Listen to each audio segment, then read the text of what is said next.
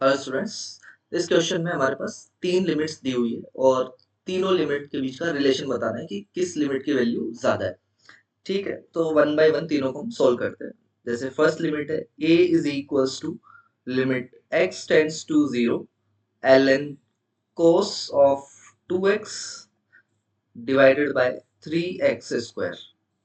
तो as x tends to 0 ऊपर बन रहा है ln 1 विच इज 0 और डिनोमिनेटर में भी 0, तो ये 0 बाई 0 का फॉर्म है। तो एल हॉस्पिटल रूल लगाते हैं और ऊपर और नीचे दोनों तरफ डिफरेंशिएट करते हैं।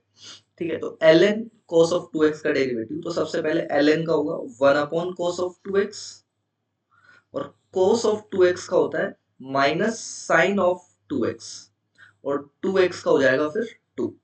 नीचे से 3x स्क्वायर का हो जाएगा 6x। इसी तरह से आगे सिंप्लीफाई करते हैं इसे, तो ये जो 2 है ये बाहर आया, इवन ये माइनस साइन भी बाहर आ जाएगा, तो -2 बाहर, लिमिट x टेंड्स टू 0। अच्छा, जैसे ही हमने x को 0 सब्स्टिट्यूट किया, ये cos ऑफ 2x, तो cos 0 तो 1 हो गया, तो ये पूरा नंबर 1 हुआ। बचा कौन? sin 2x divided bye 6x। तो sin 2x है और इसी को अगर मैं 2x से और डिवाइड कर दूं तो sin 2x by 2x is equals to 1। 2x बनाना भी आसान है क्योंकि नीचे तुम्हें 6x दिख रहा है, इसमें से तुम क्या करो, 3 को बाहर निकाल दो, तो ऊपर बचेगा तुम्हारे पास sign of 2x upon 2x। ये लिमिट हो गई 1 के बराबर, तो इसीलिए -2/3 ये हमारे पास a का वैल्यू है। This is equals to a।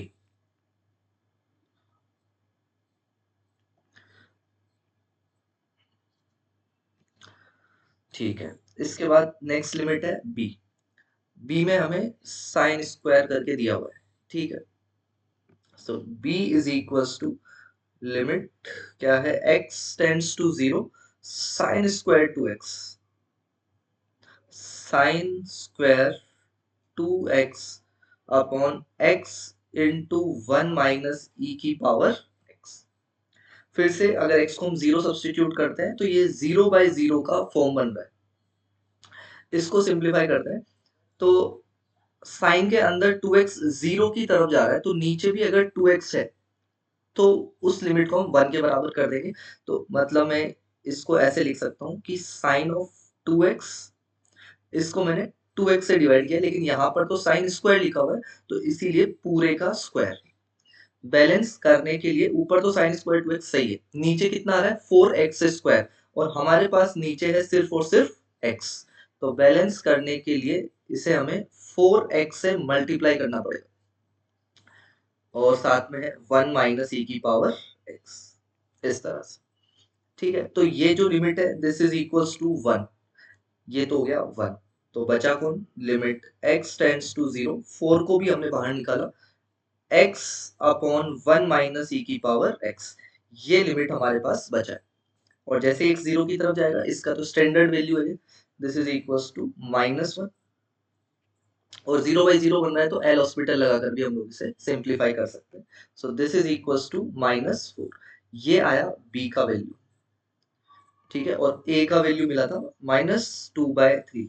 ठीक है, तो ये तो पता चला कि a ज्यादा बड़ा है b से। ओके, उसके बाद है third limit c। c limit x tends to 1 root x minus x upon ln x। c है limit x tends to 1 square root of x minus x upon ln x। और again ये भी 0/0 का form है, तो L hospital rule apply किया और differentiate किया न्यूमरेटर और डिनोमिनेटर। रूट एक्स का डेरिवेटिव 1/2 रूट एक्स और x का 1, ln x का डेरिवेटिव होता है 1/x। इतना करने के बाद फिर से x टेंड्स टू 1, x को 1 सब्स्टिट्यूट किया तो हमें दिखेगा 1/2 माइनस 1 डिवाइडेड बाय 1, मतलब माइनस ऑफ। तो ये किसकी वैल्यू आ गई? c की वैल्यू आ गई। तो तीनों वैल्यू हमारे पास है, तो तीनों को क्लियरली हम लोग कंपेयर कर सकते हैं। सबसे बड़ा तो होना चाहिए c, या ऐसा समझो सबसे छोटा होगा b, उससे बड़ा होगा a, और a से भी बड़ा होगा c। तो ये इनका ऑर्डर होना चाहिए, बी ए एंड देन सी। तो बी ए एंड देन सी से हमें मिलेगा ऑप्शन नंबर डी।